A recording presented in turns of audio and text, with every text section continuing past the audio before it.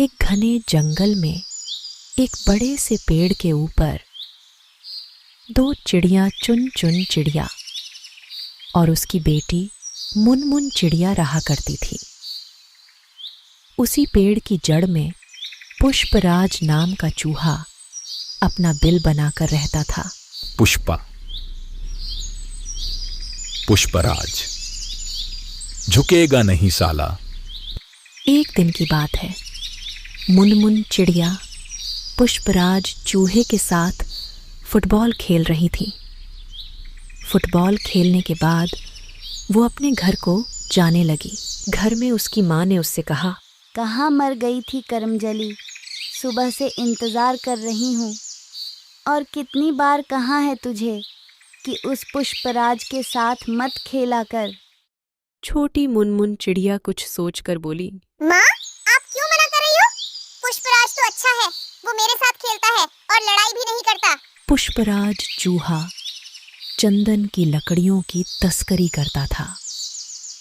उसकी माँ डरती थी कि कहीं पुष्पराज उसकी मासूम सी बेटी की भी तस्करी न कर दे। इसी वजह से वह अपनी बेटी मुनमुन चिड़िया को पुष्पराज चूहे के साथ खेलने के लिए मना किया करती थी। एक दिन की बात है। मुनमुन चिड़िया उड़ते उड़ते एक पेड़ की लता से फंस गई और जोर जोर से चिल्लाने लगी, बचाओ, बचाओ, कोई है, कोई तो मेरी मदद करो, बचाओ, बचाओ, बचाओ, बचाओ, कोई है, कोई तो मेरी मदद करो, बचाओ, बचाओ। तभी वहां टहलते टहलते पुष्पराज चूहा जाता है और वह मुनमुन चिड़िया को देखकर कहता है, रुको, गिरना मत, मैं तुम्हें अभी बचा रहा हूँ। और पुष्पराज चूहा कूदकर उसे पेड़ के लता को पकड़कर मुनमुन चिड़िया को बचा लेता है। मुनमुन चिड़िया पुष्पराज को बिना थैंक यू बोले ही वहां से चली गई और घर पहुंचकर मुनमुन चिड़िया ने अपनी माँ चुन चुन चिड़िया को सारी बात बताई। फिर उसकी माँ चिड़िया बोली, मेरी बच्ची, तूने बहुत अच्छा किया जो उसे थैंक यू नहीं बोला, वह इसी के लायक है। लेकिन छोटी मुनमुन चिड़िया इस बात से बिल्कुल भी खुश नहीं थी।